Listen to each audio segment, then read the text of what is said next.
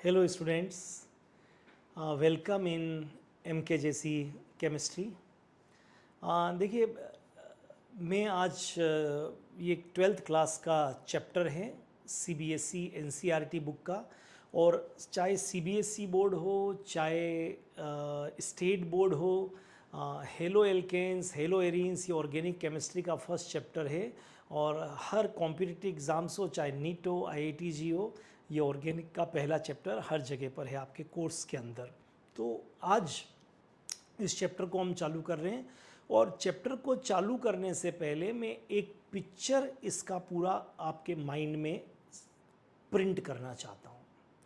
और यकीन मानिए अगर आपका ये पूरा चैप्टर आपके दिमाग में एक बार ये प्रिंट हो जाता है कि मुझे इसमें क्या क्या पढ़ना है, किस किस स्टेप में पढ़ना है, तो फिर जब हम इसको डिटेल में करेंगे तो आप आसानी से समझ पाएंगे। और सबसे इम्पॉर्टेंट चीज़ है कि आप लंबे समय तक इसको याद रख पाएंगे, क्योंकि जो केमिस्ट्री के अंदर बच्चों को सबसे ज़्यादा प्रॉब्लम आती है वो इस ऑर्गेनिक केमिस्ट्री के अंदर आती है। तो हम पहला ही चैप्टर स्टार्ट कर रहे हैं, तो आपको कुछ ऑर्गेनिक के रूल्स क्लियर होने चाहिए, क्योंकि ऑर्गेनिक केमिस्ट्री आपको प्रैक्टिस से आएगी। Practice makes a man perfect. लेकिन जितना सिस्टेमेटिक आप इसको दिमाग के अंदर डालेंगे उतना ही सिस्टेमेटिक ये आउटपुट आपको देगी जब कोई एग्ज़ाम में क्वेश्चन आएगा।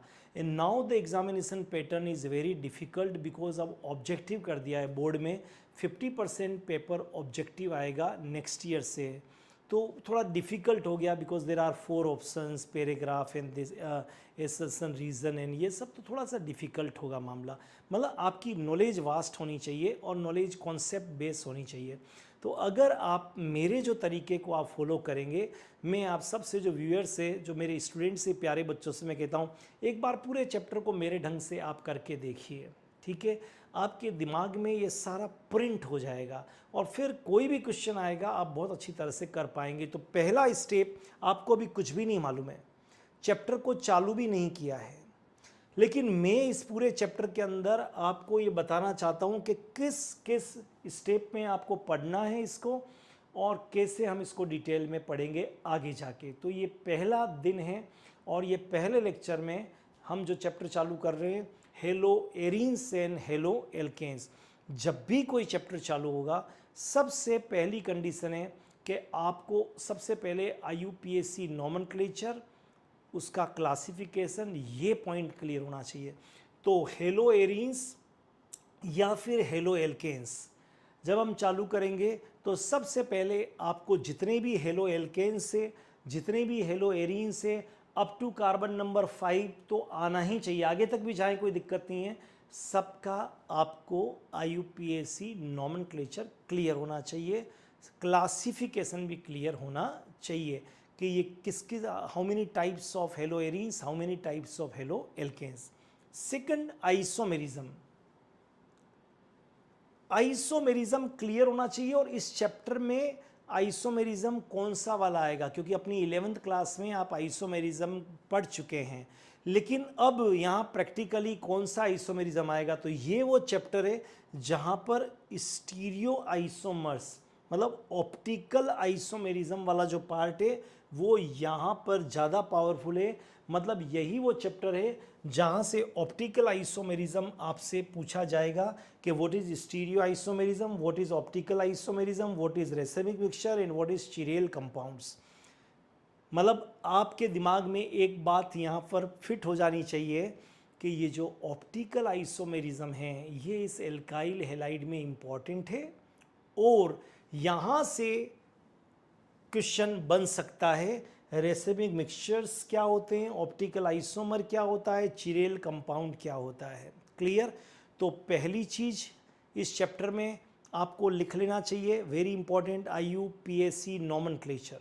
ठीक है, आप अगर वीडियो देख रहे हैं तो आप शुरू भी कर सकते हैं साथ साथ चैप्टर को कि मेरे को इस चैप्टर में मेन पॉइंट क्या, IUPAC नॉमेनक्लेचर एंड क्लासिफिकेशन आना चाहिए। क्लियर। Number 2, isomerism. वो आइसोमेरिज्म कौन सा इस चैप्टर में, सारा तो करना नहीं है, लेकिन कौन सा आइसोमेरिज्म बेटर वे में आपको आना चाहिए, आप आइसोमर कैसे बना सकते हैं, तो ऑप्टिकल, रेसिमिक मिक्सचर, चिरिल कंपाउंड्स ये यहाँ पर इंपॉर्टेंट है। बाकी जो कॉमन आइसोमेरिज्म है वो आना चाहिए।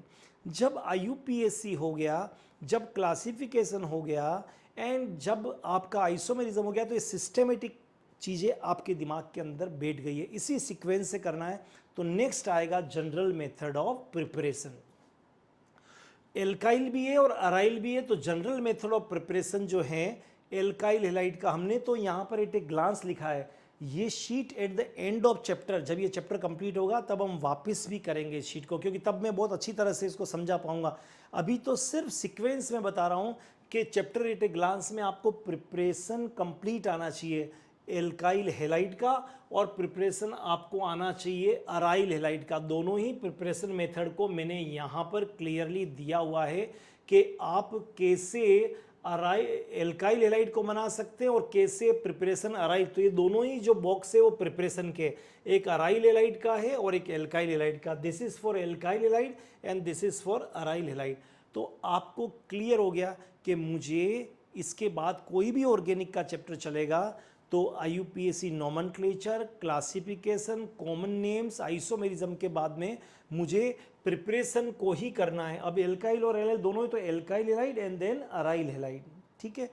ये सब होने के बाद में आपके फिजिकल प्रॉपर्टीज आएगी। तो फिजिकल प्रॉपर्टीज भी आपको पहले एल्काइल हैलाइड और बाद में अराइल। अब ये फिजिकल प्रॉपर्टीज क्या होती है, इसमें कोई केमिकल रिएक्शन नहीं होती। Boiling point, solubility, melting point, ये सब चीज, डेंसिटी, ये सब चीज़ें आपका फिजिकल प्रॉपर्टीज़ के अंदर आएगी। Keep in mind, water soluble और ऑर्गेनिक सॉल्वेंट सोल्यूबल, ये सब चीज़ें आएगी।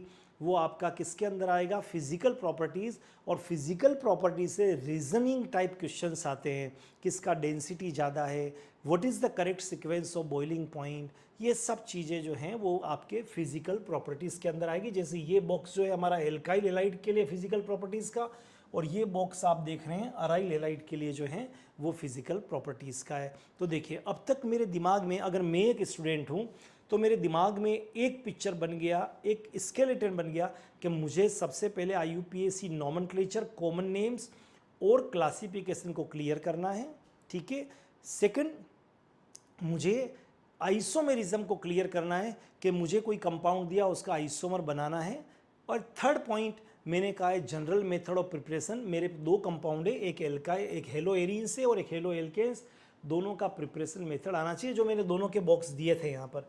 एंड फाइनली आपको आना चाहिए फिजिकल प्रॉपर्टीज़। वंस आप फिजिकल प्रॉपर्टीज़ पूरा करते हैं तो फिर हम चालू करते हैं केमिकल प्रॉपर्टीज़, राइट। यही सीक्वेंस है। और केमिकल प्रॉपर्टीज़ में यहाँ मैंने सारी एल्काइल हैलाइड की केमिकल प्रॉपर्टीज़ लिखा है और यहाँ पर सारी अराइल हैलाइड की केमिकल प्रॉपर्टीज़ को लिखा है, क्लियर। और आपको फोकस करना पड़ेगा कि ये हर चैप्टर का, हर कंपाउंड का एक कैरेक्टरिस्टिक रिएक्शन होता है। जैसे एल्काइल हैलाइड है तो ये इसकी जो बेसिक रिएक्शन है वो न्यूक्लियोफिलिक सब्स्टिट्यूशन रिएक्शन है। जब हम डिटेल में करेंगे तो एक एक रिएक्शन को बिल्कुल अलग तरह से करेंगे, लेकिन अभी से स्टार्टिंग से आपको मालूम है कि इसकी जो कैरेक्टरिस्टिक रिएक्शन है वो न्यूक्लियोफिलिक सब्स्टिट्यूशन है। लेकिन अराइल हैलाइड में जो बेंजीन रिंग की रिएक्शन है वो इलेक्ट्रोफिलिक सब्स्टिट्यूशन रिएक्शन है। तो यहाँ दो रिएक्शन बड़ी इंपॉर्टेंट है। One is nucleophilic substitution in case of alkyl halide, another is electrophilic substitution in case of aryl halide, ठीक है। तो एज ए बिगिनर, मैं अगर अपनी 12th क्लास में एंटर हुआ हूँ तो मेरे दिमाग में आज ये क्लियर हो गया कि जब मैं केमिकल प्रॉपर्टीज़ को देखूंगा तो एल्काइल हैलाइड में ज़्यादा फोकस करूंगा न्यूक्लियोफिलिक सब्स्टिट्यूशन में, और अराइल हैलाइड में ज़्यादा फोकस करूंगा इलेक्ट्रोफिलिक सब्स्टिट्यूशन में, क्लियर। फिर डिटेल तो हम सब करेंगे ही इस रिएक्शंस को। एंड फाइनली जब आप सारा कर लेंगे तो हर चैप्टर में कुछ ना कुछ इंपॉर्टेंट कंपाउंड्स होंगे। जैसे यहाँ इंपॉर्टेंट कंपाउंड है, यहाँ पर DDT है, यहाँ पर क्लोरोफॉर्म है, यहाँ पर कार्बन टेट्राक्लोराइड है, यहाँ पर फ्रियोन्स है, ये सब इसके इंपॉर्टेंट कंपाउंड है। और ये वाला सेक्शन ऑब्जेक्टिव होने के बाद में बहुत ज़्यादा स्ट्रॉन्ग हो गया है, क्योंकि यहाँ से आपको कंपाउंड्स को पूछ सकते हैं और कभी कभी किसी किसी चैप्टर में यूजेज, तो यहाँ भी इनके क्या है, जैसे मान लीजिए कार्बन टेट्राक्लोराइड है तो वो फायर एक्सटिंग्विशर, जब आग लग जाती है बुझाने के काम में आता है, तो उसका नाम पायरीन है। तो अब ऐसी चीज़ें DDT right, dichloro, diphenyl, trichloro ethane.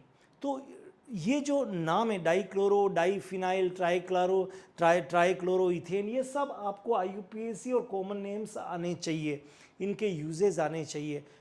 अब आप खुद सोच के देखिए कि मैं एक स्टूडेंट हूँ और मेरे दिमाग में ये एक पिक्चर बन गया है ऑर्गेनिक केमिस्ट्री का कि मैं जब भी कभी ऑर्गेनिक केमिस्ट्री के चैप्टर करूँगा तो मैं इस सीक्वेंस को फॉलो करूँगा, जैसे मैं एल्काइल हैलाइड में और फिर एक एक इसके अंदर जाऊँगा, तो शायद बेटर वे में दिमाग में हमारी चीज़ें जितने सिस्टमेटिक अरेंज होगी उतना अच्छी तरह से निकल के आएंगे। तो जो भी बच्चे इस एल्काइल हैलाइड, अराइल हैलाइड के चैप्टर को कर रहे हैं, एक बार फिर चैप्टर एट ए ग्लांस में बोलता हूँ, राइट। और अभी इनकी इंटरनल चीज़ें नहीं है, वो हम सेकंड लेक्चर में तो हम उसको करेंगे।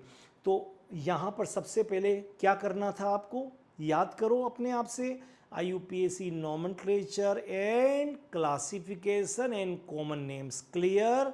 एक बार मेरे साथ साथ बोल के देख लीजिए, IUPAC nomenclature, classification, common names. Clear? Second पे क्या बोला था मैंने आपको, बोलिए, सोचिए जरा सा। मैंने बोला था आइसोमेरिज्म। आइसोमेरिज्म ये 11th में कर चुके हैं। Same molecular formula, different structures, different physical and chemical properties.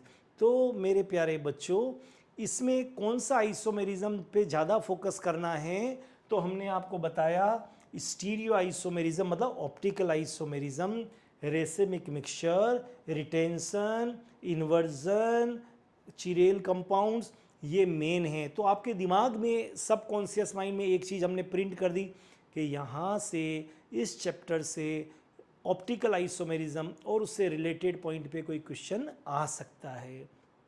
Isomerism के बाद में हमको क्या करना है, बोलिए, नेक्स्ट क्या था, बोलिए, अपने आप से पूछिए, जनरल मेथड ऑफ प्रिपरेशन।